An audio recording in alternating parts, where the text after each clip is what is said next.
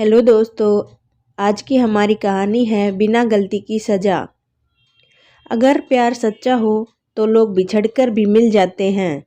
नित्या की शादी को लगभग 1 साल भी नहीं हुए थे और उसका तलाक हो गया।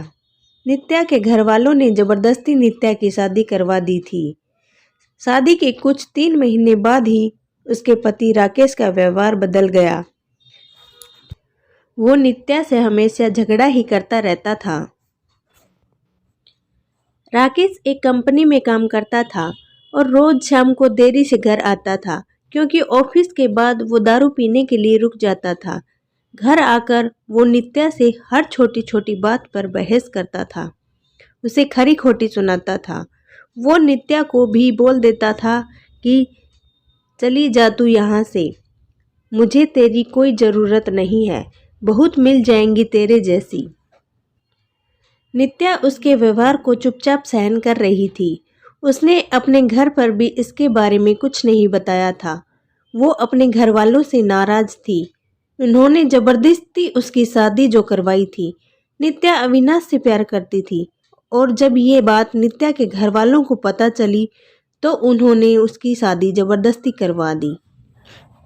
अविनाश उस वक्त कुछ नहीं कर पाया क्योंकि नित्या के पापा ने अविनाश के खिलाफ पुलिस कंप्लेन कर दिया था कि वो नित्या को परेशान करता है और इसी कारण वो कुछ दिनों के लिए जेल में था। ये सब के बारे में नित्या को नहीं पता था। नित्या अपनी शादीशुदा जिंदगी में बहुत परेशान थी। कुछ महीने ऐसा ही चलता रहा। राकेश थोड़ा भी नहीं बदला था। फिर भी नित्या ने सोचा कि अब वो और उस रिश्ते में नहीं रह सकती और उसने राकेश से तलाक लेने का फैसला कर लिया और फिर उनका तलाक हो गया। तलाक के बाद नित्या ने अपने मम्मी पापा को सब कुछ बता दिया और उन्होंने नित्या को बहुत डांटा कि क्या हो गया था ऐसा कि तलाक ले लिया, अब क्या करेगी, कहाँ जाएगी, कौन करेगा इससे शादी। ये सब सुनकर नित्या ने उनके साथ रहने से इनकार कर दिया।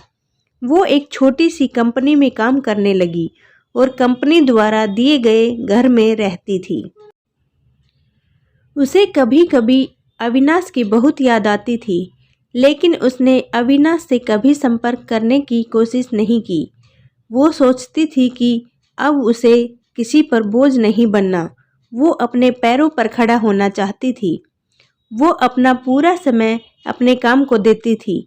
उसका काम इतना अच्छा था कि 4 महीनों में ही उसका प्रमोशन हो गया और वो अपने डिपार्टमेंट की हेड बन गई। प्रमोशन के 1 महीने बाद ही उसे कंपनी की तरफ से एक मीटिंग अटेंड करने के लिए विदेश जाने का अवसर मिला। नित्या अपने काम में बहुत तरक्की कर रही थी। अब उसके मम्मी पापा को भी नित्या पर फक्र महसूस हो रहा था। अब वो पछताते थे कि उन्होंने उसकी शादी गलत घर में कर दिया था। नित्या विदेश जाने की बात से बहुत खुश थी। 4 दिन बाद ही उसकी टिकट थी। उसे कुछ खरीदारी भी करनी थी। फिर वो अपने ऑफिस के पास एक मॉल में गई।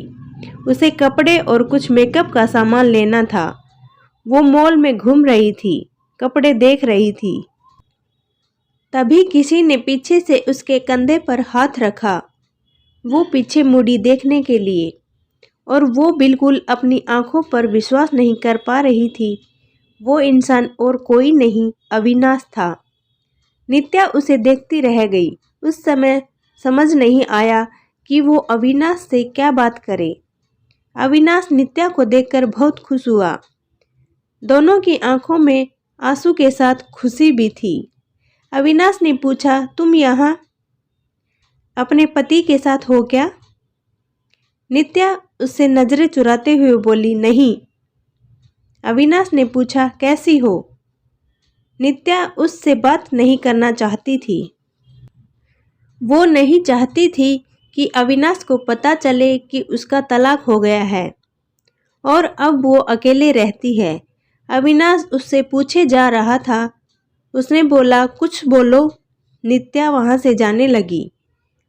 उसने अविनाश को बोला कि मुझे तुमसे कोई बात नहीं करनी, तुम चले जाओ। अविनाश उसके पीछे पीछे जाने लगा।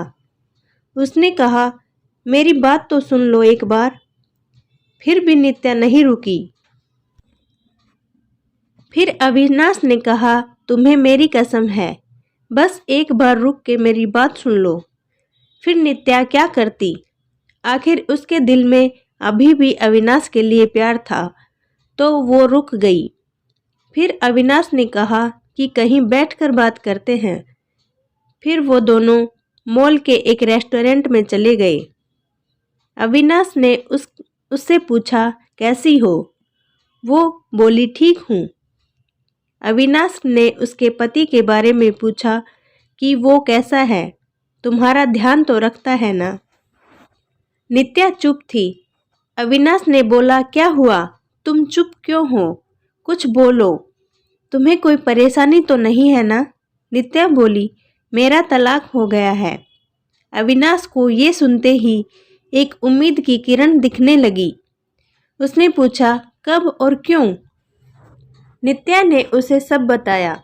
अविनाश ने बोला, फिर अब तुम अकेले क्यों रहती हो?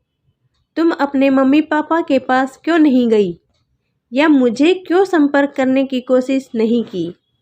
नित्या बोली, अगर मुझसे तुम प्यार करते ही थे तो जब मेरी शादी हुई तब क्यों नहीं आए मुझे लेने? कहाँ थे तुम? उस वक्त मैं बिल्कुल अकेली हो गई थी और मजबूरी में शादी हो गई।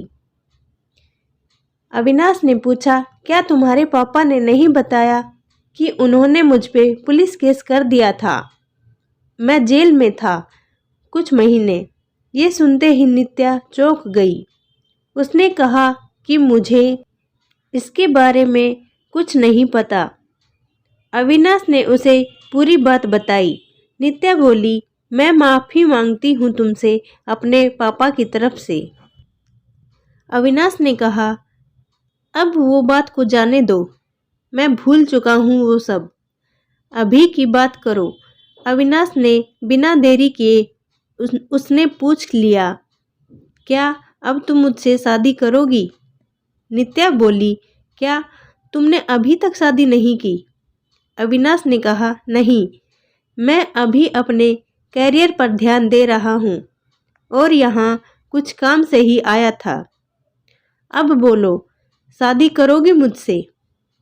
नित्या बोली, अभी 2 दिन में मैं अपने कंपनी की तरफ से विदेश जा रही हूँ एक मीटिंग के लिए। उधर से लौटकर इसके बारे में बात करते हैं। अविनाश ने कहा, पहले ही बहुत इंतजार किया है, अब और इंतजार नहीं होता है, लेकिन फिर भी जैसा तुम कहोगी वैसा ही होगा। दोनों ने अपना फ़ोन नंबर दिया एक दूसरे को और घर गए। अविनाश उसे रोज़ फ़ोन करके उसका हालचाल पूछता रहता था। 1 सप्ताह बाद नित्या अपनी मीटिंग ख़त्म करके लौट आई थी। अविनाश उसे मिलने के लिए बोल रहा था, लेकिन नित्या अपने ऑफिस में बहुत व्यस्त रहती थी। उसने कहा कि हम रविवार को मिलेंगे। फिर वो दोनों रविवार को उसी मॉल में मिले।